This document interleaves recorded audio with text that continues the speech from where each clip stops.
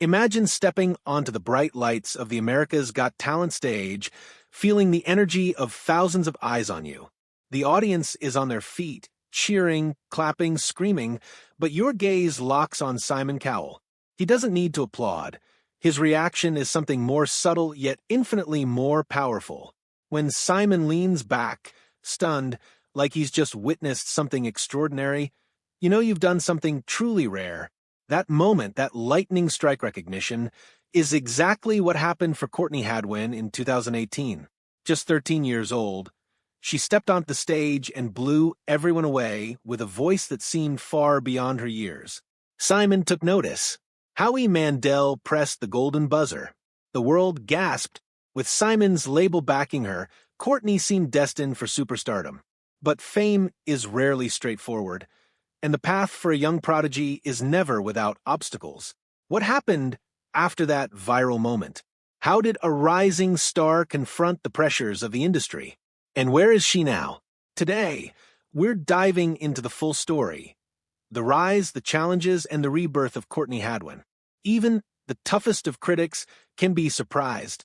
Simon Cowell, famous for his unflinching demeanor, is known for spotting talent and crushing dreams without ever showing emotion. Yet, the first time he heard Courtney sing, he almost shed a tear. But before that moment, there was a long journey that shaped her extraordinary talent. Born on July 6, 2004 in Heselden, a small former mining village in northeast England, Courtney grew up surrounded by the love of her parents, Paul and Anne-Marie, and her younger siblings, Paul and Melissa. Music wasn't just a pastime, it was woven into the fabric of her everyday life. From singing around the house to dabbling in musical theater, Courtney explored her voice from a young age. Her inspiration took a sharper form when she watched Connie Talbot on Britain's Got Talent. That was the spark that ignited her dream of pursuing music seriously. By age 9 or 10, Courtney was singing properly, and by 11, she was performing at school open mic sessions, covering songs like Say Something by A Great Big World and Christina Aguilera. One viral Facebook video of her performance had classmates shocked at her skill. Many urged her to pursue her talent, and Courtney listened. She embraced every opportunity to sing, write, and perform. Her grandfather recalled how she even began busking locally, using the small earnings to fund singing lessons and travel costs. Through local academies like Shotton Hall Theatre School, Peanuts Masterclasses, and Vocal Ovation by Julie Miles, Courtney honed her skills. By 2015, she entered Teen Star UK in Newcastle and reached the grand final performing Bob Dylan's Make You Feel My Love, a performance that hinted at a young star in the making. The following year, at just 12, she won Hartlepool's Performer of the Year award and became a finalist in Beyond the Lights. She also auditioned for Open Mic UK, performing Nothing Compares to You. That summer, she opened for Sister Sledge at the South Tyneside Festival in front of over 18,000 people, a milestone that proved her presence on stage was magnetic. By 2016, she appeared on The Voice Kids UK, impressing judges with Tina Turner's Nutbush City Limits. She advanced to the semi-finals, delivering a powerhouse rendition of James Brown's I Got You, I Feel Good, ultimately finishing as a finalist. These early experiences not only polished her performances, but also built a foundation of resilience, determination, and a work ethic rarely seen in someone so young. Throughout all this, Courtney's family played an essential role. Her mother recognized her raw potential, while her father worked multiple jobs to ensure she could attend auditions and competitions across the UK. When the opportunity arose to compete on AGT, the family even moved to Los Angeles to support her, an unwavering anchor in a world full of uncertainty. By early 2018, Courtney had made a name for herself in the UK and was invited to audition for season 13 of America's Got Talent. She arrived at the stage as a shy, reserved 13-year-old, seemingly overwhelmed by the grandeur around her.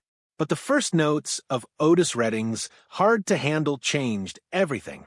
Suddenly, the shy schoolgirl transformed into a powerhouse performer, her voice raspy, gritty, and astonishingly mature. The audience was electrified. Simon Cowell, The unflappable judge was speechless. Howie Mandel, the first to react, pressed the golden buzzer, sending her straight through to the live shows. He compared her voice to Janis Joplin, describing it as a sound from a whole different era. Her audition went viral almost immediately, amassing over 310 million views. By the quarterfinals, the world was calling her a generational talent. Week after week, Courtney's performances blurred the lines between child and adult artist, but in the end, she placed 6th overall. The crown was not hers, but AGT had launched her into international recognition. Shortly after, Simon signed her to Psycho Music in partnership with Arista Records, marking the beginning of her professional recording career. At 13, she had reached a milestone many dream of, yet few achieve. The transition from prodigy to professional is rarely easy. Overnight, Courtney became a household name. Headlines proclaimed her the next Janis Joplin or British soul sensation. Yet with fame came an immense weight, especially for someone still in her early teens. At 14, Courtney faced the realities of the music industry, recording original tracks, attending studio sessions, managing interviews, and performing live, all while balancing school and a life that was supposed to feel normal. The pressure mounted quickly, and her creative freedom was constrained by label expectations. Producers molded her sound, executives shaped her image, and the raw, gritty voice that had amazed millions was at risk of being polished into a marketable product. Courtney later revealed that she often felt torn between who she wanted to be and who the industry wanted her to be.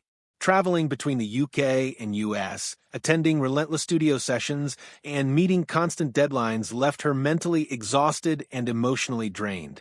Praise from fans and Howie Mandel helped, but behind the scenes, she grappled with isolation, self-doubt, and the fear of losing herself. By mid-2018, the whirlwind of fame became overwhelming. Social media posts dwindled, public appearances slowed, and fans began to worry. Rumors swirled. Was she ill? Had she suffered an accident? The reality was simpler. Courtney was reclaiming her space, stepping back to regain control of her music, her identity, and her mental health. Industry pressure, creative disagreements, and the weight of expectation had pushed her to retreat. But even in silence, she was preparing her next chapter. Hints of future music showed raw emotion, vulnerability, and defiance, signaling that her story was far from over. The years following her AGT fame were about reclamation. Courtney began working independently, collaborating with Grammy-winning producer Kevin Bowe. Together, they created music that felt honest, unfiltered, and true to her vision. Tracks like Monsters, You Only Love Me When I Lie, and Breakable explore vulnerability, anger, and resilience, showing a young woman who had weathered storms but emerged stronger. By 2025, Courtney had transformed into an artist fully in control of her creative destiny. She described this period as a rebirth, emphasizing that she could now express herself authentically, free from label-imposed limitations. Her fanbase embraced this new era, praising the emotional depth and intensity of her work. Today, Courtney Hadwin is no longer just the viral kid from Heselden who amazed Simon Cowell. She is a grounded, independent artist, building her career on her own terms. Living in the northeast of England, she balances her personal life with her musical ambitions, staying connected to her roots.